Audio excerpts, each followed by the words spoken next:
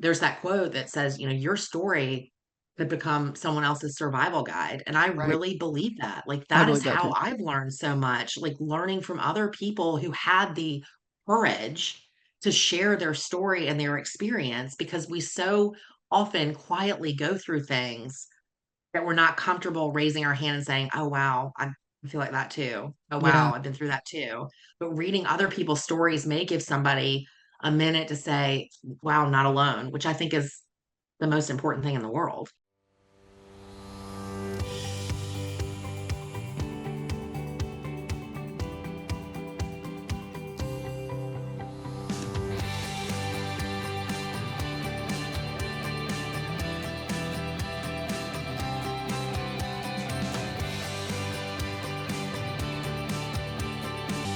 Hi, everyone. Welcome to this episode of the Class E Podcast. I am your host, Mary Sturgill. This podcast is brought to you through a partnership between the Hill Institute for Innovation and Entrepreneurship and the Communication Studies Department here at Furman University. And today we welcome a woman who can only be described as vivacious, driven, funny, someone that you want to have as your best friend. But on top of that, she is an innovator, she's a motivator, she's a connector. And of course, she's also an entrepreneur with an award-winning PR firm. And she's authored a best-selling children's book. Whitney McDuff, those are just a few of the accolades that I could think of about you. Welcome to the Oh, show. goodness. Thank you so much. That is the sweetest introduction. I am honored to be here and absolutely love talking to you any chance that I can. So excited to be here this morning. Yeah, thanks, Whitney. So we've known each other for several years, and we're going to dive into how we met a little bit later in Mhm. the show. But for people who might not know you, talk to us a little bit about your career path and your PR experience. Sure. So you will actually come into this story as I came out on my own. I have always been in sales, marketing, PR in some capacity my whole life. I love people. I love connecting with people. I love connecting people to each other. So it was a very natural fit for me, but I had never done public relations for people. I'd always done it for organizations. Hmm. And through a series of events, one of which you were a huge part of, I started doing PR for people and specifically public speakers. And every light bulb in the world went off. I loved the work. I found it so meaningful. It was kind of like everything before then had been a job. And then Yeah. when I started doing this, it was like turned more into a calling. And so we can dive into to our story in a second. But when I first started doing PR for public speakers, again, I loved the work, but was in an incredibly toxic work environment. Hmm. And I never saw myself as an entrepreneur. I didn't grow up really understanding that world. And when I became pregnant with my first child, the stress of the job that I was currently in was just, it was so overwhelming. And I knew that I could not move through my pregnancy and having a baby with that monumental stress that the day to Hmm. day was causing. And so I I left that organization and I was devastated. I Yeah. loved the work. It was like the worst thing ever. I went to go do marketing and sales in another organization and loved the people, but that work did not light me up. Thankfully, the leaders in that organization were very entrepreneurial, incredibly supportive, really saw and let me nurture the skill sets that I had been accumulating over the years. And I Hmm. had a conversation with my husband because former clients started calling. They were like, we want to do this with you. How do we make this work? And I had to have a real heart to heart on, is this something I think I can do? And Yeah. again, not ever, ever thinking that entrepreneurship was in my wheelhouse. It was very scary. Yeah. And my husband was very supportive. I took on a project that we'll get into how we met. And it Hmm. was really the first time that I saw the power of the media used for good. And it completely changed my life. And I was like, this is it. Let's go. So I started my own company and it went from there. And the years since then have been thrilling. At times they've been hard. The people that I've met have been phenomenal. The work that I get to do, I just wake up and I'm like, what is going on here? If you told me when I was 18 years old that I would be doing this, I would be like, absolutely no way. But Right. it's just, I believe fundamentally that if you have a story or a skill set that can change somebody's life, I think it is your obligation to share that thing and make the world better and easier for others. And whatever in this universe put me together made me really good and really confident in helping others do that. So that's where we are. And it Yeah. has had a million iterations. It has evolved 1,000 times. There are multiple companies now. But at the end of the day, it's about storytelling and getting people visible, credible, and profitable through public speaking and PR. Yeah, I love that. Let's give us a rundown of the companies because you do have multiple ventures that we Mhm. need to make Yeah. sure people understand. So we've got Whitney McDuff Consulting, which is high-end consulting, um, mainly for public speakers and authors. Then I am the co-founder of the Witter Group with my partner Erin, which is a full-blown communications firm. It's PR, speaking, social media, websites, any way that someone's communicating, we can take care of you there. And then we also have little ventures. I've started something with my kids that I love because I want to teach them that if you want something in the world, you can create that thing. You don't have to wait on somebody else. I So little love that. ventures like that. But yeah, the two main things are Whitney McDuff Consulting and then the Witter Group. And then I'm also a children's book author, which you mentioned. Yeah. Let's talk about the one you have with your kids. Tell us about that one and how does that work involving the kids? Because they're So still a little young. they are. So for those of you who don't know me, I have a 6 and a 5-year-old, a little boy and a little girl. And entrepreneurship now is kind of the thing. I can't imagine not being an entrepreneur now. And one of the lessons that I have tried to teach them as a mother is again, if you want something in the world, you have the power to create that thing. We have never been more connected to information, to other Right. people. I want to teach them young that this thing can come into the world. And they are very creative, as all children are. They love to draw, they love to make funny stories, all of these things. So we formed a company called Huckle and Stone. My Mhm. children are Holbrook and Heston.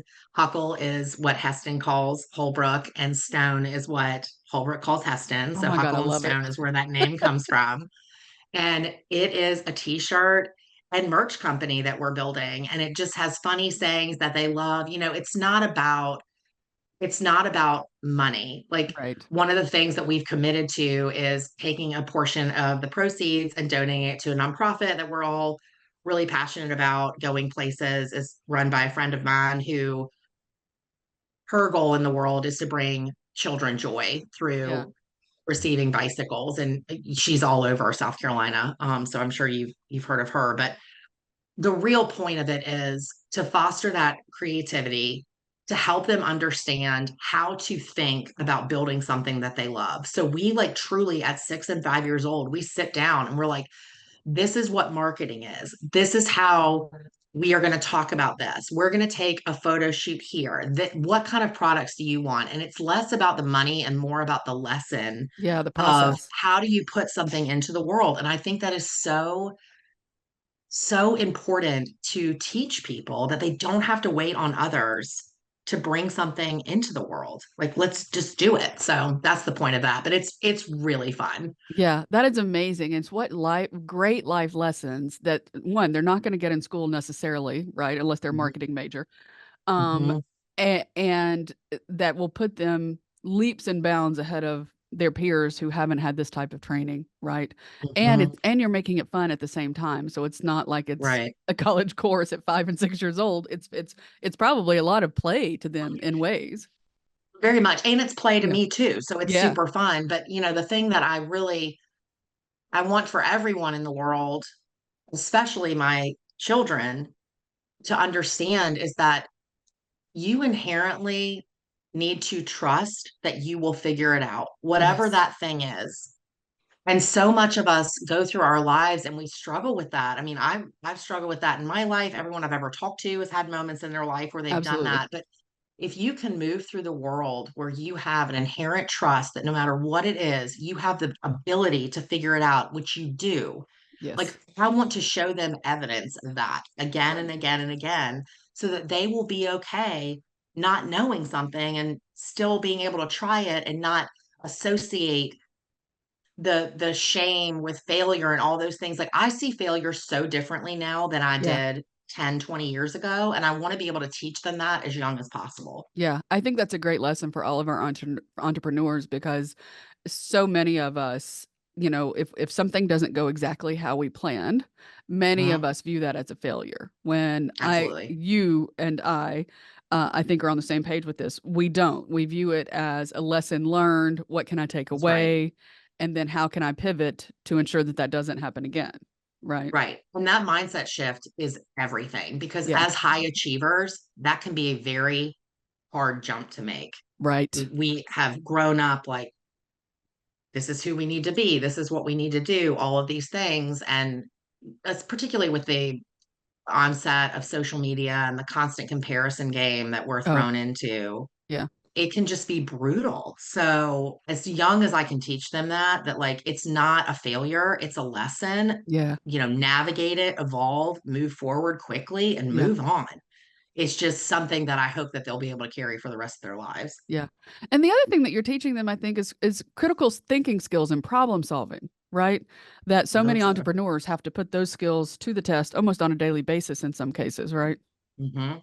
And, it's the giving back piece. It's Yeah. the understanding that, like, if you love this, if you love to create or you love art or you love building cars or you love rollerblading, like whatever it is in the world, Yeah.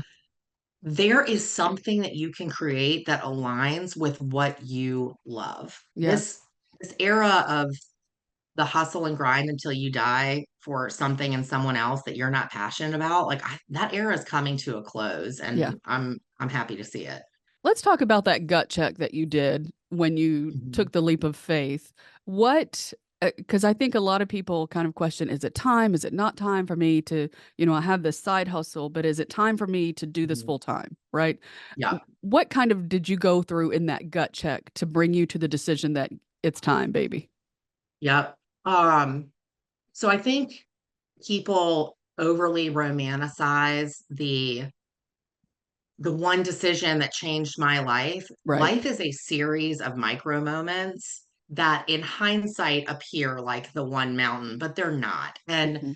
I would advise anybody if they're thinking about making a shift, do it responsibly because if you're operating in a space where you can't make decisions and you can't listen to your intuition because you are in fear all the time, that's not Mhm. a good place to be operating from. Not at all. So, with that being said, there's a lot of work that comes with that. Like, I had a full-time role, as I mentioned, the leadership in my company was phenomenal.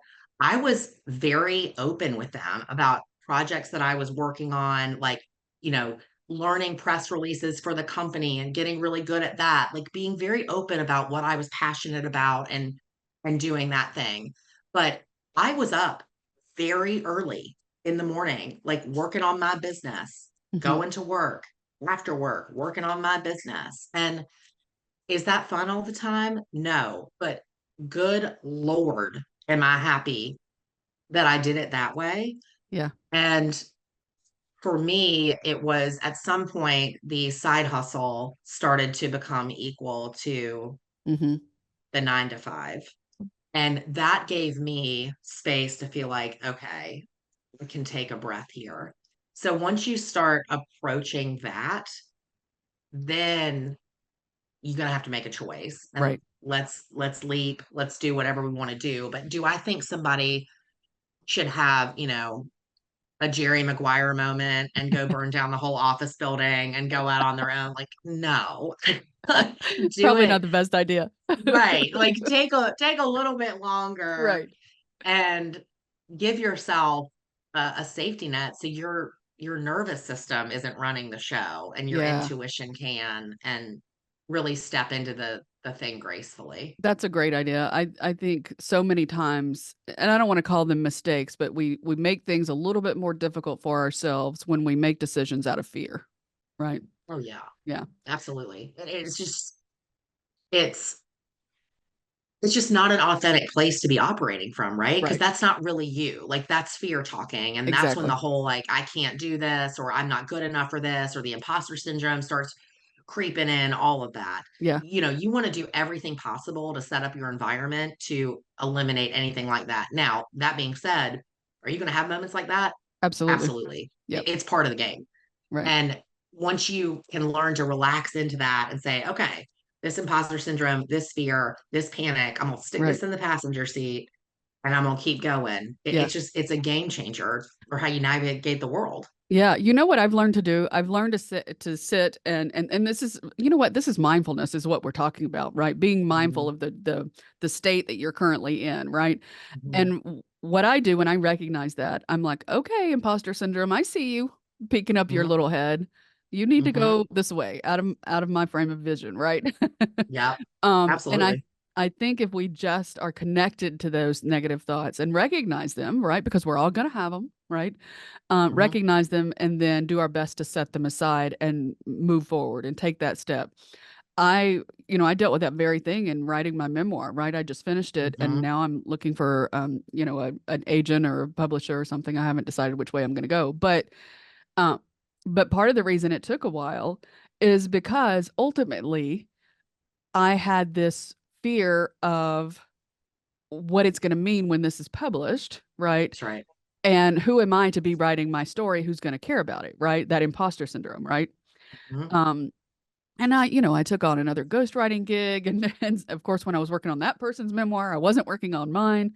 But I say that to say that all of us have those moments, but we have mhm. to find out whatever works for us to get through those moments so that we can keep going forward, right? Absolutely. And I think Yeah, you made such a great point about identifying the emotion. yeah, My business partner and I, when we have conversations, that is something that we unconsciously do. We're like, okay, I am feeling fear right now. Like this is where I'm yeah, coming from. right, And being able to label that as something that is not a part of you, it is yes, something that is impacting how you're navigating, I think is so, so important. And to your point, particularly, and I work with speakers and authors, so there's a lot of sharing your story and your skill set.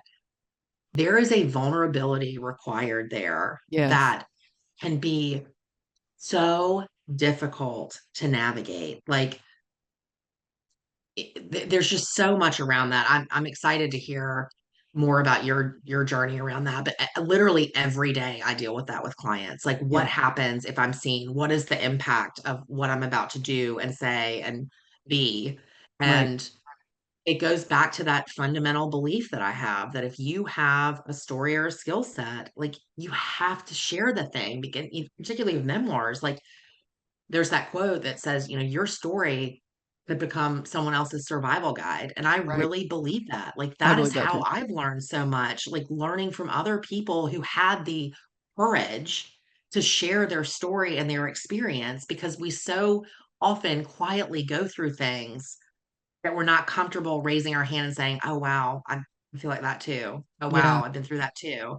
But reading other people's stories may give somebody a minute to say, "Wow, not alone," which I think is the most important thing in the world. Yeah, and that's what I keep reminding myself. If it helps one person or if one person identifies with it, then it's well worth it. Take us through kind of your process when someone reaches out to you for help. What's the process in which you offer that help and you figure out exactly what you need? Because it's not one size fits all, as Right. you can probably guess, listeners, from how we've been talking about this, that it's Yeah. really um, specific to the client. Yeah. So the thing that's in common with both companies, I love to have a conversation. I'm a big like face to face person. Right. A huge part of being visible is understanding somebody's energy, like learning more, again, to speak to the vulnerability, like learning more about where their strengths are lying, where their fears are, all of those things. But the one thing that is in common with everything that we do is we start from the North Star and we work backwards. Yeah. So, what happens often with brands and people is they're just trying to think of the next year or 2 years. Right. It's like, no, what do you want your life to look like in 5 years, 10 years? You need to set up your path and your strategy to support that thing. Hmm. So if it's a public speaker and they want to be on the road all the time and they love being in person, that is a whole different ball game than someone's like, I want to use public speaking to up my book sales or get more high-end consulting clients, which is totally different than someone who's writing a memoir and wants to share their story with someone who was in their shoes where you were 10 years ago. It's all Right. different. So the number one thing we get total clarity on is what does life and success look like for you? And then Yeah. we work backwards from there. So again, that's a number of different ways depending on what the client is wanting, but it always starts from big picture backwards as opposed to let's go forward this way because you don't want to redo everything every Right. 2 or 3 years. Right. So that's big on the North Star, Yeah. big on the North Star. And So, everything that doesn't support that needs to go because as I'm sure you know, and so many people that we know, there's shiny object syndrome, right? Everybody's right. pulling at you, like, try this, do this, get on this channel, do this video, like all this stuff. That is so overwhelming. And if it does not support what you ultimately want, it needs to be cut off. And once you can make some clarity and headway in what that looks like, decision making becomes a lot easier. Yeah. Well, and I think having someone like you on your team can help you see those things that need to be cut off because sometimes, and I tell my students this all the time, you are too close to this project to Yes. see what needs to be done. Yep. Right. So that's where somebody like you can come in and say, okay, this is not working for you. You're working harder, but not smarter. Right. That's right. Yeah. Yeah. Aaron and I talk about this all the time. When you're inside the bottle, Right. you can't see what the label needs to look like. And that is absolutely true. And it's with all of us, right? Like I Right. get outside counsel about my own brand. So, Yeah. so does Aaron. We use each other. Like, but yes, you have to have somebody who is objectively looking at all the pieces on the board and who has the knowledge of all the things that you don't because you're not in that world. Like Right. I spend day to day in this world. So it's much easier for me to be like, have you thought about this? So often I'll throw out options and they're like, oh, I didn't even know I could do that. Yeah. Like, and so that's really fun too. Like a whole new creation comes when we Yeah. start talking about those things. I love that. Talk about some of the mistakes that you feel that you see people are making because we're kind of leading down that road.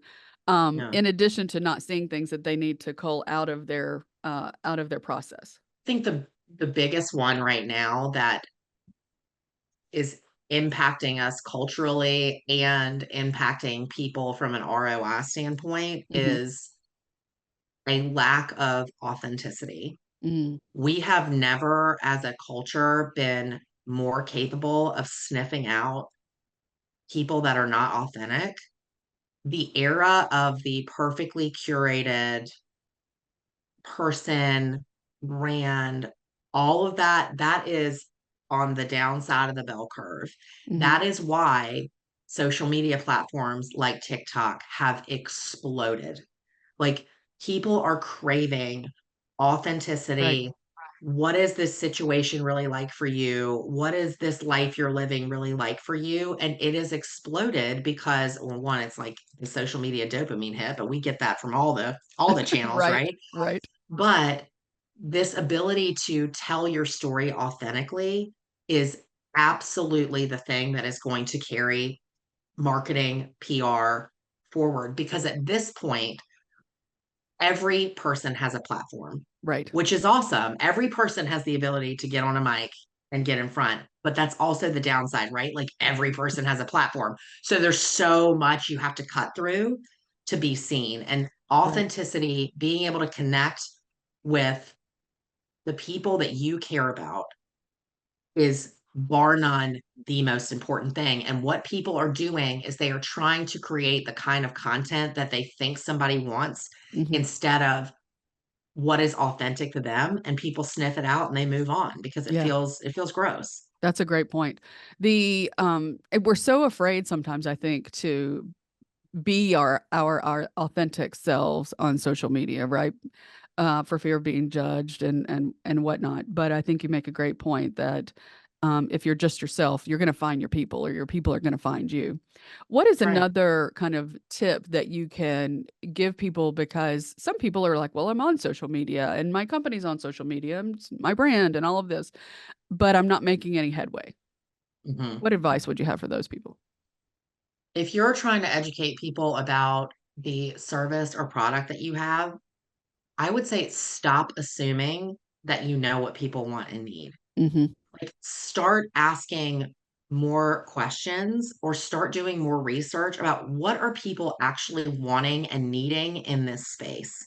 That's the difference in, the educational content that you'll see on LinkedIn, like, Hmm. did you know 76% of leader, whatever. Right. And someone who is really compelling getting up there and being like, this was the situation I was in this meeting.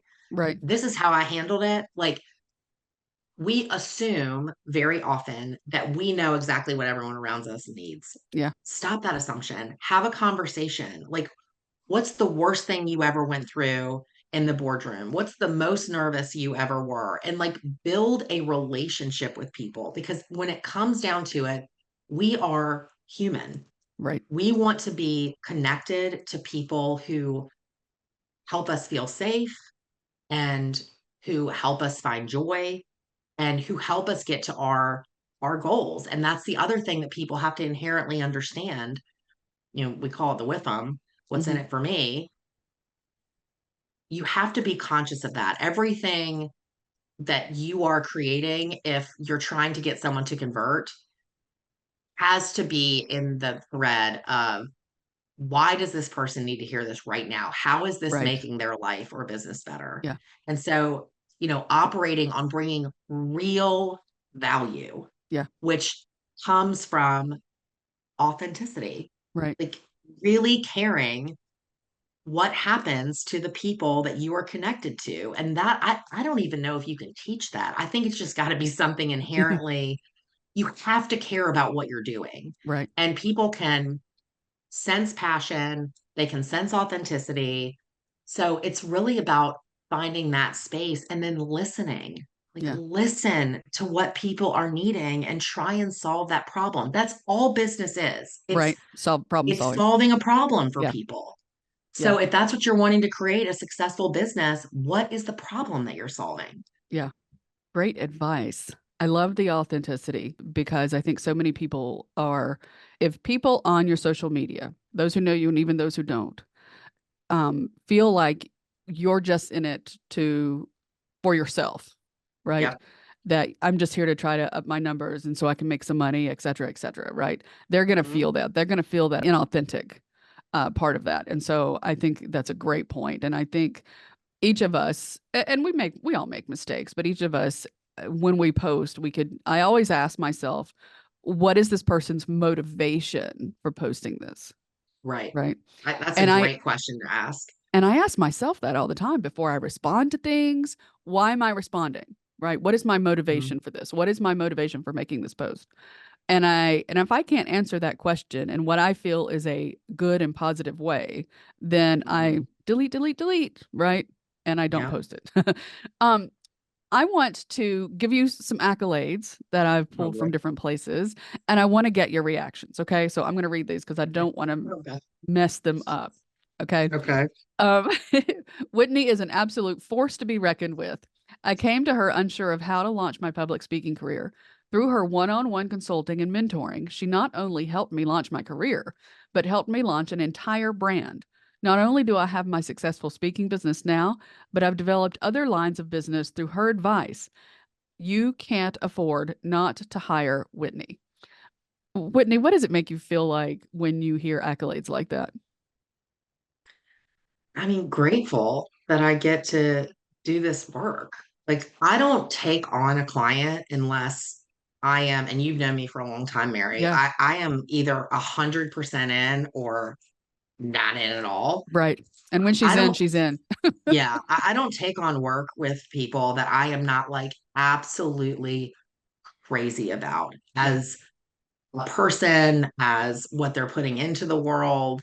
And yeah, I mean, that's very nice to hear. But the number one thing that I feel is gratitude. I mean, if Yeah. you told me when I was 12 years old that someone would say that about me, impacting their life like that, I mean, I would just cry probably. Like that's that's such an incredible compliment that I feel that way about that person. Like Yeah. I'm so proud of them and what they have had the courage to put into the world because I know the vulnerability that that takes. Like it's hard Yeah. and the commitment that it takes and the way that they feel about me, like I feel that way about them times 10. Like thank you for getting this in the world because I get the luxury of seeing them change lives. So if I can help put that together in a way that gets them in front of more people, I'm in. Like let's all commit to making the world a little better.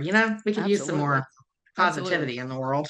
All right, so here's one that you will recognize. Thanks to her PR savvy, Whitney helped me obtain many local and national interviews, which helped me drastically with acquiring sponsorships and needed fundraising dollars for this person's nonprofit. And that, of course, is Adam Gorlitsky with I Got Legs, which is how we met Yes. years Yes. ago. Yep. Yeah, Adam, for those of you who don't know the story, I'll give you the 20-second rundown. So, Adam has been a dear friend of my family's since college. When he was 19, he fell asleep at the wheel for 3 seconds and got into a car accident, ended up paralyzed. Fast forward several years later, there was a new technology called a rewalk exoskeleton that would give him the ability to walk again. But in order to get that exoskeleton, we had to raise a significant amount of money very, very quickly. At the time, I had never done PR for people really, but I called Adam and told him, I was like, listen, I don't know what this looks like. I just want to help you get what you need to do. So I'll do whatever I can.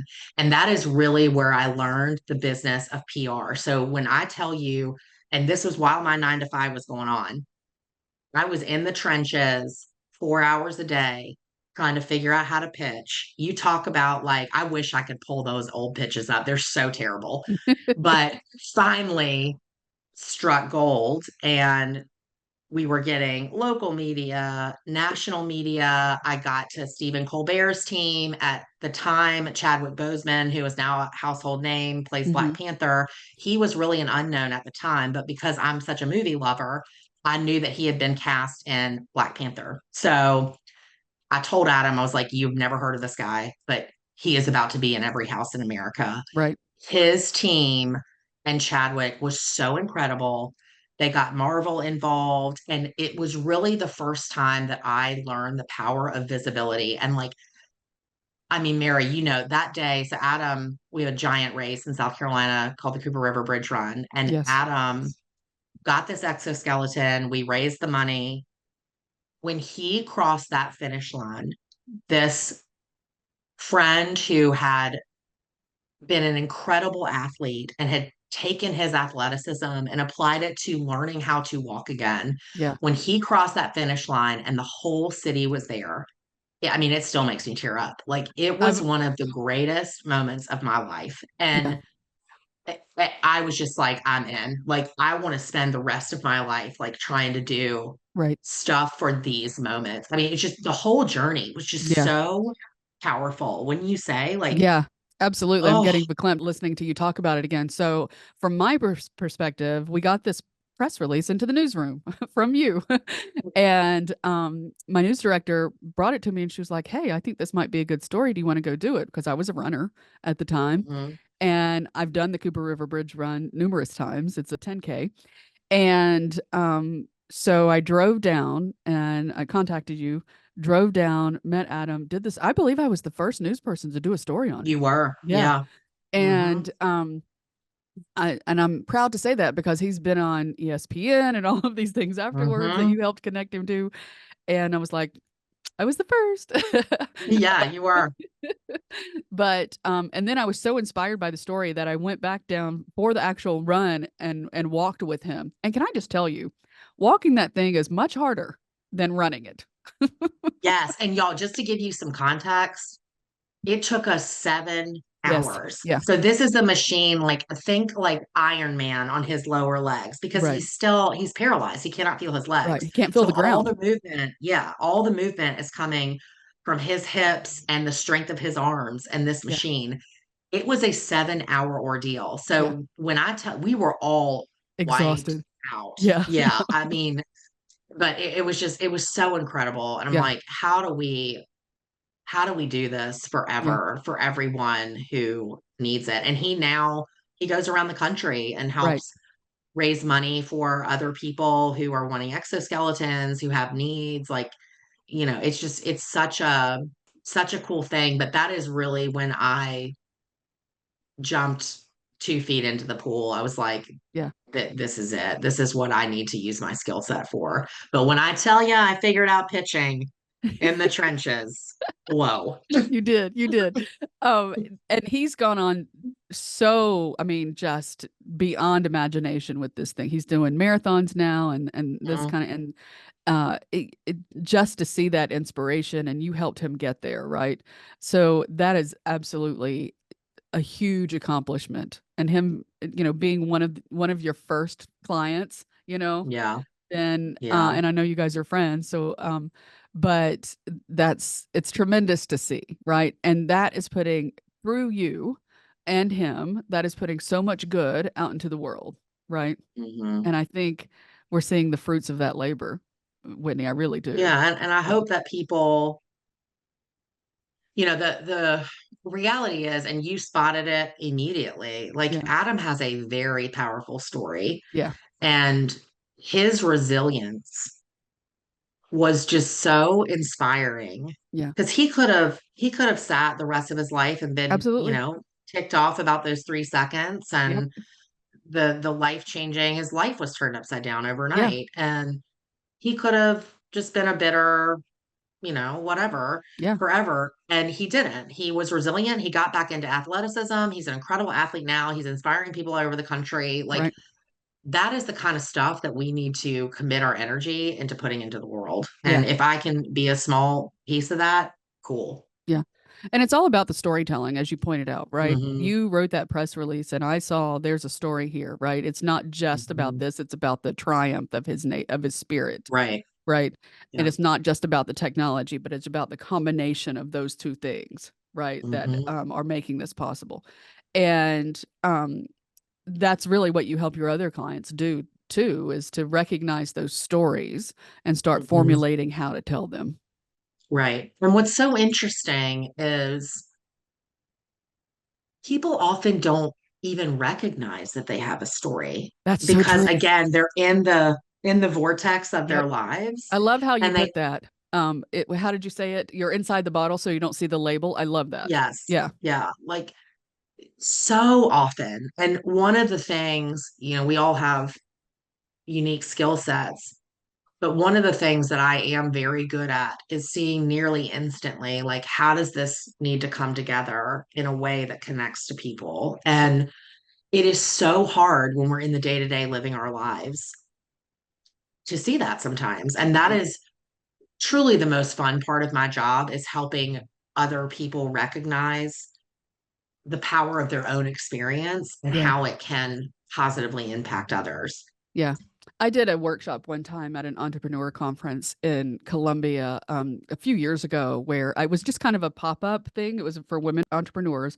And my friend who was running the conference said, Mary, why don't you do a pop-up workshop on how to identify stories and get them told? So me and a friend of mine who's Mm. a writer for Forbes did this little Mhm. pop-up thing. So we and the people in the room, it just kept growing and growing throughout the hour that we were talking to people because they Mhm. were going from other sessions and then talking in the hall and then coming into ours, and all that we did literally was sit there and ask them questions about their lives, right? Yep. So my friend who's the writer for Forbes did it from a business angle, and I did it from the human story angle. What are you Love doing? How that. are you making a difference? What is your personal story? And just by literally asking them whatever question popped into my mind about them, I'm like, that's a story. That's a story. Right. And they're like, I Mhm. didn't realize any of this mattered. And I'm like, yeah, it all matters. Right. Yeah, yes. I'm so glad that you said that. And I think you and I are naturally curious people. We're Right. always like, what's the why behind the why behind the why? Hmm. But people, if you sit and think about the quotes or the books or the conversations or the experiences that have changed your life, they all seemed very unassuming in the moment, right? Right. Nobody bursts through a door like the Kool-Aid man and announces, this is gonna be a life-changing experience. Like, Right. you just live it, and then in reflection you're like, oh wow, I really evolved there, I really learned Yeah. something here. And our job is to capture that in a way that sums up a whole experience or whole life or whole Hmm. education, whatever it may be, and package that in a way that people can identify with and be like, oh man, like I need to read that or know more about that. Or, it's Right. the same thing that you are so good at. It's identifying like there's something here. And then my job is to pull that out and Right. package it.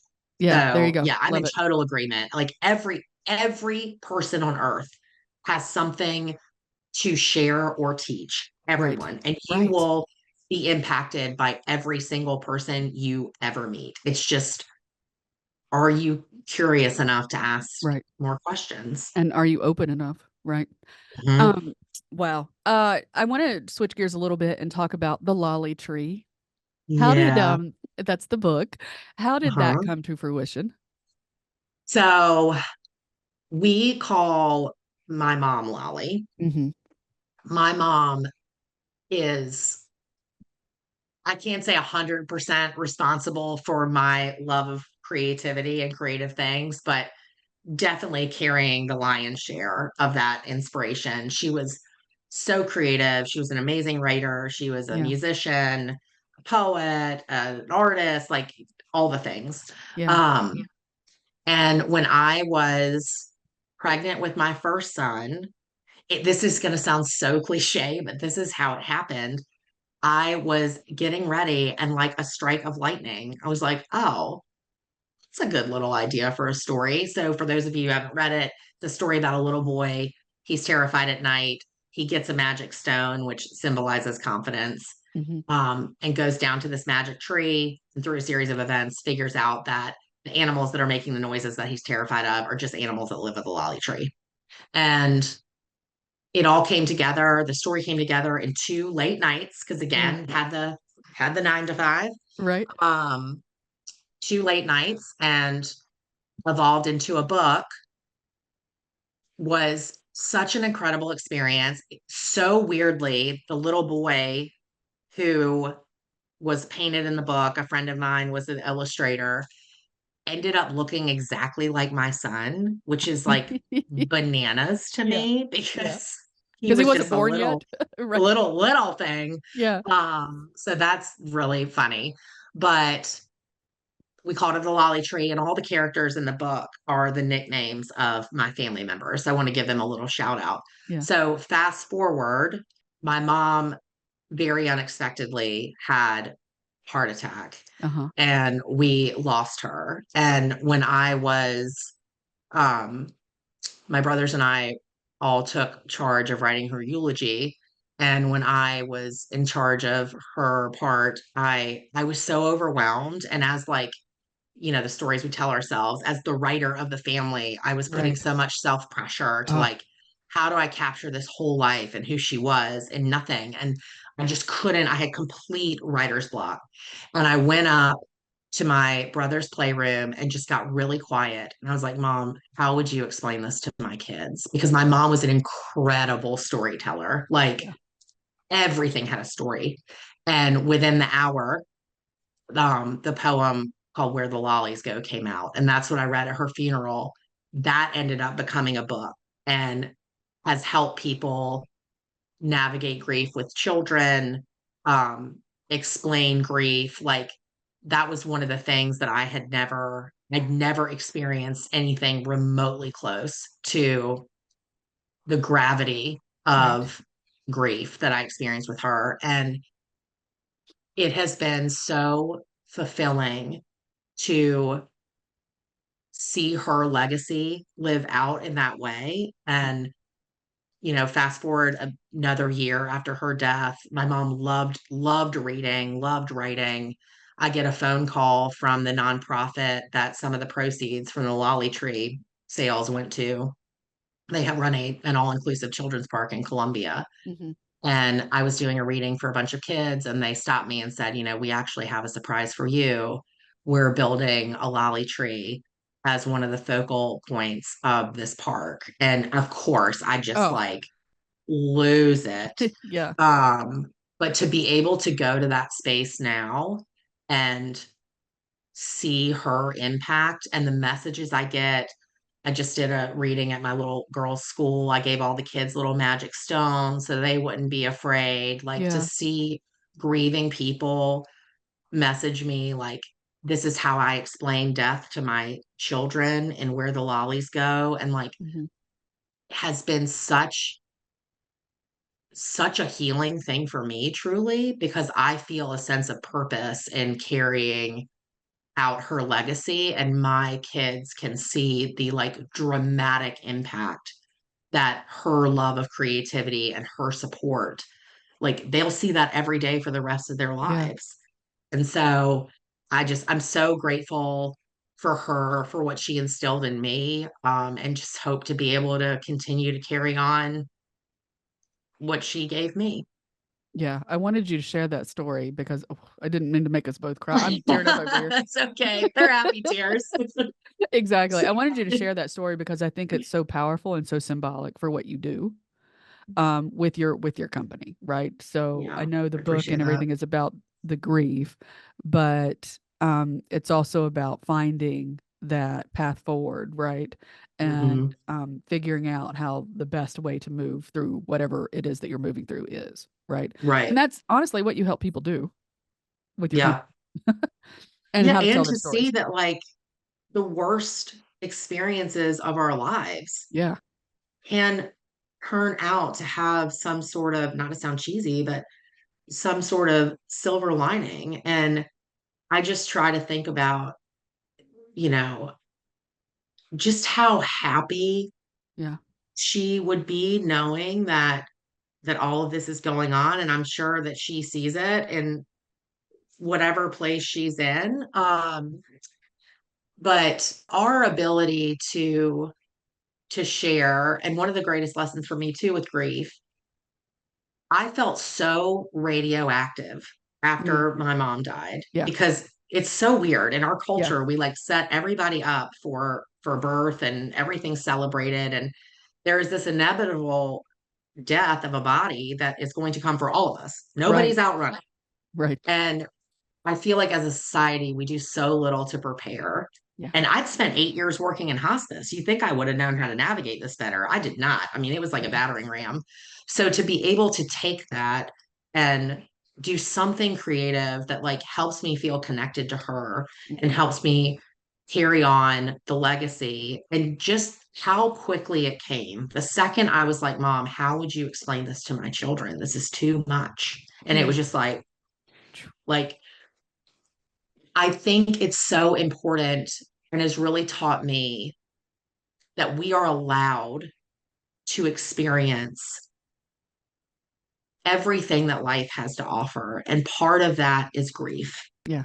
And so if I can do anything to help someone else be like, okay, this is the thing, I can't outrun it.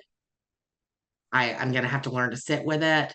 If there's anything that can help them embrace that and walk forward, like, please, because it was Yeah. only by like the grace and love of everyone around me who had experienced this at some point Yeah. that like helped me through the dark. Because I know you've gone through Yeah. grief, like Yeah. it's a battering ram, and we have all these assumptions, the grief timeline, Right. There isn't you know one. Yeah. yeah, right. And That's the I biggest never misnomer. understood that. Oh girl, I like went on an apology tour 2 years after mom died, because in my mind, when someone would lose someone, I'm like, okay, it's been a year, like, Yeah. Time to move it's on. time Yeah. time to move on. Yeah. And that is not how grief works at all. And Right. every friend I had who'd lost someone, I'm like, I am so sorry. Yeah. I just had a total unawareness of how to navigate this. So I'm here, and it's just something you cannot understand until you go through it. Right. That's absolutely true. That's absolutely Yeah. true. So, let's pivot again. Yeah. Listeners, I hope you're listening very intently because there are so many nuggets of inspiration in this conversation that I know that you're going to be able to take and utilize in your own life. But before I let Whitney go, I want to give you an opportunity, Whitney, to give us some advice. Other entrepreneurs who may be in whatever stage that they may be in, um, that you have kind of garnered through your own journey. Yeah. A couple of things. One, I'll give you an analogy that I Okay. never forgot that somebody gave me. If I want to learn how to play golf, I'm not going to hire Tiger Woods. Right. I am going to hire the local golf pro down the street who is ahead of where I am and who can help me get to that next stepping stone. Hmm. We often in business will not make a move unless we feel like we are the Tiger Woods of that thing. Oh, And that pressure keeps you from helping the people that I know that you want to help. yeah. You just have to be ahead of your audience. And so quit waiting to be Tiger Woods is the first thing. And you become Tiger Woods by taking action. So that leads me into my second thing. Yeah. If you are driving across the country in the dark, your headlights only go 20 yards at a time. That's all you have to do is the next action. And we get caught up thinking we have to see the whole country at night. And you're Right. not going to. Right. It's going to shift, it's going to evolve no matter how much you prepare, how many degrees you get, how many conversations you have, how many iterations of a product or a service, it is going to evolve. So if you can walk into it understanding that and take the pressure of perfection off the table, it will help you navigate so much faster. You just got to get 20 yards at a time. That's all Yeah. the car will go. So whatever that is, picking up the phone and calling somebody who's doing what you're doing and you want to learn more about it, sending the email for that connection, whatever that next right micro thing is, that's the whole that's the whole journey. Yeah. And we love these Cinderella stories. Again, bring it back to the beginning of the conversation of it was the one moment. Right. It's micro moments that get you to the one moment, right? It takes Right. 10 years to get to the life-changing night.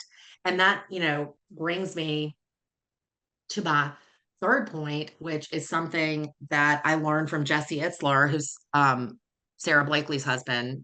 Sarah owns Love Sarah Blakely. Spanx for Yeah. the ladies in the audience. Yeah. Um, Jesse says all the time, you're one idea, one introduction, one referral away from an entirely different life. Right. And I am a product of that. I think I move through the world very open because I don't have expectations about what something's going to be Yeah. because you never know. So like show up present, show up fully wherever you are and just understand it's just about the next right thing. It's not Yeah. about all the right things. It's just Right. the next right thing.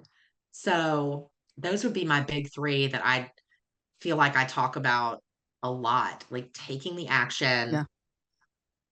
quit trying to be Tiger Woods right out of the gate, and just be open to the experiences and the conversations that are happening in your life. Yeah. Amen, sister. What are yours? I'm so curious. So mine follow along those same lines, right? I think too often we you turn the table on me. You're interviewing me now. Too often we think that imposter syndrome creeps in, right? And we stop ourselves, right, from taking that next step, right? So Mhm, I always have a list of things to do, right? mhm. Most of you listeners know I own my own production company. I take on a few clients a year, plus I teach full time, at a local university here at Furman. And so what I do is, and I'm not going to give up either one of those, right? So um, when I was just Whitney and I were talking about this before we went on. I envisioned myself after I left news, after I left that career, that I would be teaching at a university and I would own a production company and do the stories that I wanted to do. And this Mhm. podcast has actually helped me do that to a great extent, right? Because I get to talk to people and get their stories out of them, right? And I absolutely love that because I feel like I'm helping people in doing that, right? Right. So the things that and I'm open to listening and learning from every single guest that I have, right? So the Mhm. things that I keep telling people, and some of you who are longtime listeners probably have heard this a couple of times, but it is to be open to those every opportunity that comes your way. You never know who you're going to meet and when how that person is going to influence you, right? Or what you're going to learn from that person that could help you take your business or take whatever your project is to the next level, right? So that's the Right. other reason I try to be such a connector with people because you never know who can help whom and what influence they might have on each other, right? Yeah. So be open to those meetings. Surround yourself with like-minded people in the innovative and entrepreneurial space because even Mhm. if well, first of all, you're going to learn something from somebody, right? But second of all, you're just going to be inspired and energized by their energy, right? Yes, that's right. Because they do, when fear creeps in, most entrepreneurs, knock on wood, have the ability to put the fear aside, right? They may not realize, they may not be mindful that this is what I'm doing at the moment, but they still have that ability to take the step forward. Now, does Mhm. that mean they do it right away? Not necessarily, right? They may do it a few months down the road or whatever. But the more that we recognize that, as we talked about earlier in the show, the more that we recognize that and we're mindful of those feelings that are creeping up that are hindering us, then the more productive we're going to be in our ventures, right? That's right. And so I think everything Absolutely. we talked about today is just so inspirational, and as I knew it would be because it's you. You're so sweet. I do have one thing to say. I cannot Yeah, believe I did not bring this up earlier because I talk about it, like literally every day. yeah, One of my friends and clients is an imposter syndrome expert. She works with leaders all over the world. She's yeah. incredible. But she said something to me that totally changed my mindset and really my life. Her name's Jen Koken. And she said, Whitney, if you're not feeling imposter syndrome all the time, it's because you're not playing big enough. Oh, there you go. Ooh, You need to be seeking out those rooms. And yes, we have that tendency, right? Like we'll like play on our phone in the bathroom at a networking event because we're like, right. what am I doing here? I don't need to be here. Yeah, Like if you're not feeling that gut uneasiness, it's because you're not playing big enough and you yeah. know it. There you So go. like get out of the bathroom and into the room, Yeah, I you love know? that. That should Yeah. be. You should put that on a t-shirt. Get out of the bathroom into the room. Jen, we'll have to connect. Yeah, T-shirt line. We'll put absolutely. it on for Huckle and Stone. There we go. Absolutely. I Whitney, love it. I love you to death and I keep up with you on social media, but Same. it's so good to just sit down and have this conversation with you. And I know that our listeners will be so inspired by your story, but also your energy, right? Because it just, you're just a delight. I want to thank you Oh, so much for thank you. spending time with us today. Yes, had a great time. Always great to see you and super proud of everything you've got going on. Keep Oh, telling stories. oh, thanks. Me too to you, my dear. Speaking of, before I let you go, who or how should people get in touch with you? I'm so easy to find, y'all. That's part of personal branding. You can find me anywhere, any social channel at Whitney McDuff. My email is Whitney at WhitneyMcDuff.com. Shoot me an email. All right, Whitney, thank you so much. Um, Phew, listeners, I don't know about you, but that conversation is so powerful, right? And I think here's my prediction on this one. I think, Whitney, that they are going to this is going to be an episode where people are going to keep going back to it and keep going back to it, right? And that's what I hope, right? Because at different points in our day or our lives, we need that just kind of rejuvenation to hear something again, right? Yeah. And I think this is going to be one of those episodes. So I want to thank you for Oh, that. thank you. Yeah. Yeah. Thank you for being a great interviewer. Oh, well, thank you. Yeah. All right, guys, Awesome. remember the Classy podcast is taking sponsors. You can sponsor a season, you can sponsor just an episode if you want to, a single show. Or we're doing what we call quick takes. And that's where we go out into the field for a quick look at how your small business or your large business is doing. So, if you would like your business to be spotlighted on one of our quick takes segments, just just email me, and once we do the quick take, we not only run it on our show, but then you get to keep it and use it on your social media or on your website or however you would like to use it. With that being said, here's a quick take from our producer, Caroline Collins. She delves into the growth of the beautiful Charleston, South Carolina, with a little help from our friends at Sandlapper Tours. Together, they uncover the rich history and the charm of the Holy City. The liveliness that consumes the streets of Charleston on a late September Sunday morning are filled with crowds of people, each with a different plan for the day. Some are moving in and out of shops, enjoying the free parking on Sundays, while others are headed back home from church, out sightseeing, or trying to make a brunch reservation on time. Whoever they may be, all are soaking up the beautiful weather that the Low Country is known to have. Sundays were not always like this, though, says Sandra Collins, who has been a member of downtown St. Matthew's Lutheran Church for 50 plus years. When I was growing up, our Sundays were the same always. We would go to church. No stores were opened because of the blue laws. Nobody shopped. It was just a quiet kind of Sunday during my childhood. Many locals are not very fond of tourists. However, others notice the potential business opportunities from tourism in Charleston and decide to capitalize on these ideas. Since Charleston is a historic city, many different types of tours are offered to those wanting to learn more about the past. St. Michael's is the oldest church building on the peninsula. It was completed in 1761.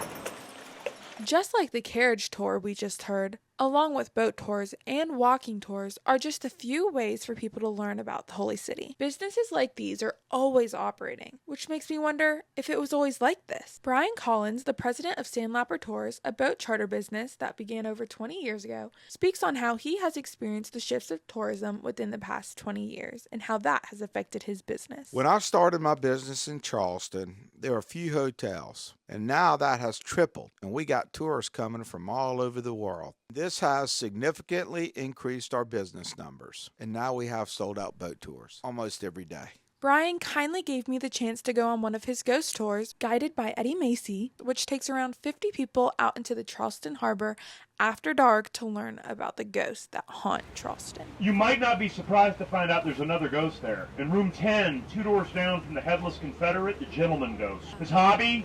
Crawling into bed with female guests who stay in room number 10. Since 1979, 19 women, including a set of elderly twins from Milwaukee, Wisconsin, have been startled awake either by seeing or feeling this young man get into their bed. The way Eddie told the stories was like he had been there for each one. Everyone on the tour was so invested in what he had to say, and some felt freaked out when the wind blew a certain way, or if there was a creak in the boat. After the tour, I was able to catch Eddie Macy on my way out, and I asked him, why does he do and enjoy what he does? I like to not give a bunch of dates and treaties, but tell stories rather than factoids and numbers, because I think that's more interesting. And I like making people have a good time and remember Charleston and come back in the future and take my tour again because they remembered the stories and liking them. Experiences like these are definitely going to make people want to come back, as well as many other things like Chris, a tourist from Queens, New York. I'm a foodie and I wanted to come experience all the culture down here and all the great restaurants. All of these appeals are what shape the Charleston that tourists want to keep coming back to, which will continue to increase tourism in this beautiful historic city. So if you're interested in a quick take or any other sponsorship that we offer, just email me at mary.sturgill@furman.edu or email Caroline at COLLCA2, the number 2, @furman.edu. All right, everyone, that does it for this episode of the Class E podcast. Remember, this podcast is brought to you through a partnership between the Hill Institute for Innovation and Entrepreneurship and the Communication Studies Department here at Furman University. It is produced by our student producers, our brand new student producers, Caroline Collins, and she's taking on season 9. So this is her episode to do. So she's excited about that. But hey, guys, also remember that when you listen to us or watch us on YouTube, wherever you listen or watch, just give us a review and hit that subscribe button. We really appreciate that. Until next time, everybody, I'm your host, Mary Sturgill. Dream big.